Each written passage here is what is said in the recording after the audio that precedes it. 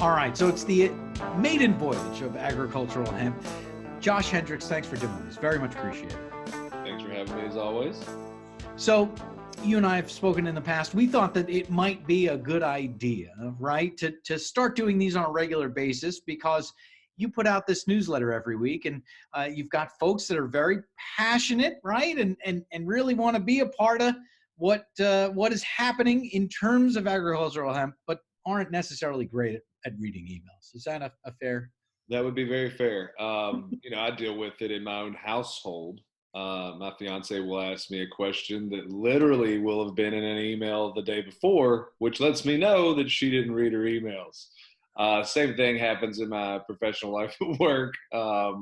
People that are members of the roundtable will ask questions that are in these newsletters, very informational. So, Yeah. I wanted to have a little segment here to try to get as many people as we can, because they all obviously, people that listen to your show obviously care about the hemp industry, same as with my podcast. And so if you're doing anything, no matter what you're doing, don't do it if you're driving, but at some point, go to hempsupporter.com and check it out. There we go. Supporter, it's a simple website that you can go to. There's an easy place to put your email address in, and you'll start getting these emails. Now, because it is probably easier to listen, and I'm not so good about doing my podcast, we'll go through these with you and give you kind of the what's going on here on, should we say the date? Well, no, and that's kind of the point here, is we're going to do broad strokes, right? Of the first couple of months here, really the first quarter.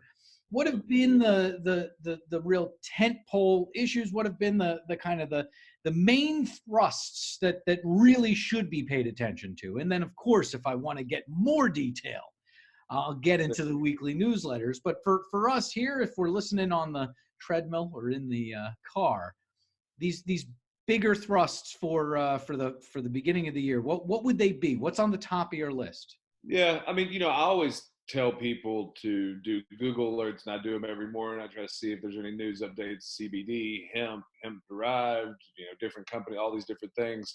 And a lot of the news going around right now is obviously negative. You're not going to have a lot of positivity when there's an oversupply and an under developed market. I think the most obvious reason behind that, and I don't use it as an excuse per se, because we all have the same playing field and we've all known that this was the risk we were taking, is obviously the FDA. There's thousands and thousands of products on the market, and there's zero regulation. The Hemp Authority, the U.S. Hemp Authority is trying to self-regulate the industry itself. Obviously, certain states and local law enforcements are taking matters in their own hands, which we'll get into. But I think that is your number one thing. And that's where Jonathan Miller, our lobbyist and general counsel for the U.S. Hemp Roundtable, spends most of his time. He actually has an office in D.C. now because he's there so much. And most of that is lobbying Congress to take action, or to force the FDA to take some sort of action, right? So thousands of companies, no regulations, basic kind of thought process in general media, not necessarily positive either, for really the first time, Correct.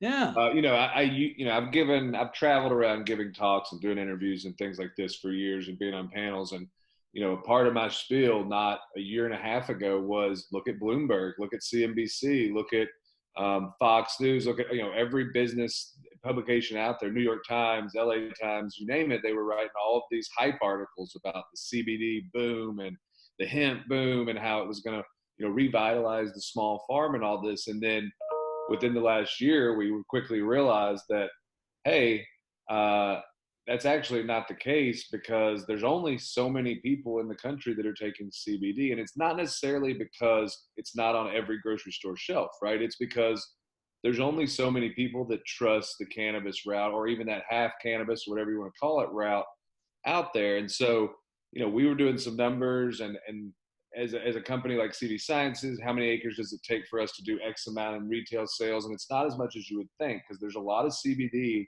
and a little bit of hemp.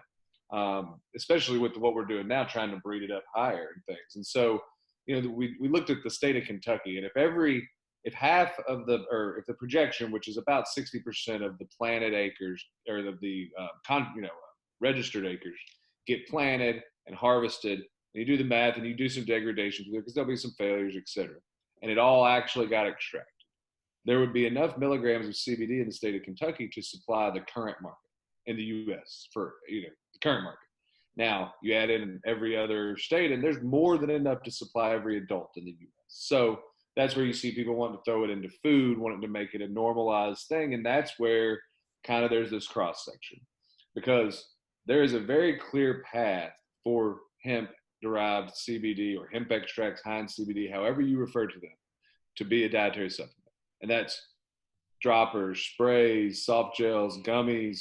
Obviously, the cosmetics is under that as well, any kind of topical. But even you can pour the powder into your mouth. You can do supplements can be poured and mixed into drink, all those kinds of things. That's it. There's no putting CBD into Coca-Cola or every water bottle or every Beyond Burger or whatever it may be. That is the next step, or the next hard line, right? Now, the FDA, knowing nothing about CBD because they refuse to look at the research, and continuing to tell us we need more data, while we're saying, ag commissioner, everybody that's ever talked to him is saying, tell us what you want, we'll go do it, and they won't tell us what they want. They just don't get back to us. So we've got a lot of work to do, but I think the realization of the FDA has to kind of be the focus right now, and getting them to do some type of action is obviously the main point where we are right now. So me as a business owner in agricultural hemp, or a party that's interested in getting into the industry, or an investor in that industry, this is a nice kind of table setting for us, right? A nice first go for you and I, which is, you can obviously see that the media isn't all positive anymore. You obviously can see the oversupply. You can obviously see that if we're not talking about going in the body, on top of the body, there's more than enough product out there. So it's now that you should be getting your house in order. It is right now that you should be distinguishing your product between others. This is not the wild, wild west anymore as far as competition is concerned. Right. It's time to buckle down and, do what's right. And I think, it's kind of a roller coaster ride, right? Where now we're at the point where the retailers and the people selling this stuff on the store shelves, where you see it, where you pick it up, touch it, not the online stuff.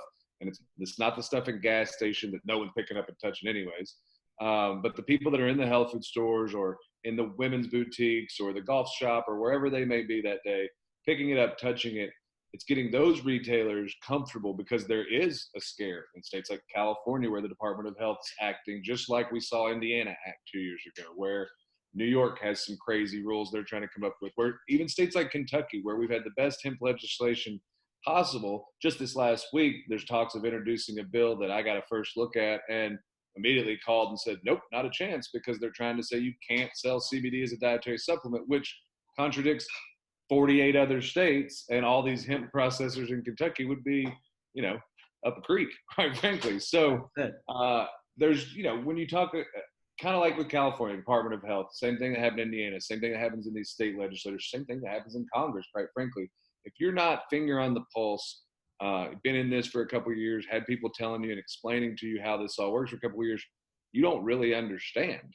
And I think there's just that confusion. There's that hesitation. And so alleviating that with retailers, making sure you are the most compliant, most quality, third-party tested, another third-party tested, whatever you have to do, full traceability, track and trace, being able to say, pick up that hemp bottle or that bottle of CBD oil and say, okay, this is batch number 338. I can go to this website. I can trace it back not only to when it was tested, when it was made, when it was tested, when it was processed, when it was tested in the field. And oh, by the way, it was grown in this field in Kentucky on this farm. That's where we're going with this. And I think if you're not thinking along those lines, you're kind of behind the eight ball. There we go. So the goal must be right now, as we speak, to be best of breed with key differentiation. And that's how we do it, Josh. That's how we do it. And if I do want to check in with you weekly, what is it? Where do I go? Hempsupporter.com. That's going to be obviously all your federal stuff, but really, the next thing. And so let's say the FDA comes in tomorrow and says, look, here are the parameters around CBD. It has to come from agricultural hemp, has to go through a registered processor, has to go through a GMP contract manufacturer. It has to be tested at all these places. Here are the approved testing labs. Here's the times throughout the process to be tested. And then it has to be labeled this way. And here are the rules around how many milligrams per serving and how many milligrams per bottle can be in just a dietary supplement or a topical cosmetic type product. Let's say they say that. Okay, well, the federal government also says alcohol is legal and the drinking age is 21, but there's 24 counties in Kentucky where you can't buy booze. So now every state has to figure out how to get their laws in line with the federal government if they so choose, which we've seen with other issues. States may differ from the federal government. So then you have states like Louisiana where you may have to create a whole different label just for them so that you can get it in and get it sold. So then it goes a step further down to the municipalities and the local health departments and stuff, which we're already seeing issues with the states. So the first step to alleviate that confusion, FDA.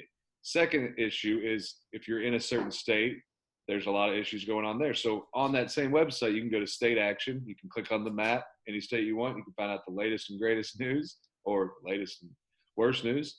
But there's also action items on there where if you're in California and we have an issue and there's a bill coming up, we have 23,000 email addresses on there, whatever. A lot of those are in California. So all of a sudden we'll get hundreds of emails sent to these state reps or even a national rep, depending on the issue. It's like, we're against this, we're for this, and we can kind of have our voice heard. It's most certainly the loudest voice in the hemp industry. We want the masses to join and ideally read those emails, but also just know that there's a place where you can go and do the call to actions and get updates and see all that in real time. So there you go. Kumbaya, Josh. Yeah, right. Yeah. Fantastic. Thank you so much for doing these. I feel like it's a little bit of kismet for us to come together, and I already can't wait for the next one. Yeah, looking forward to it.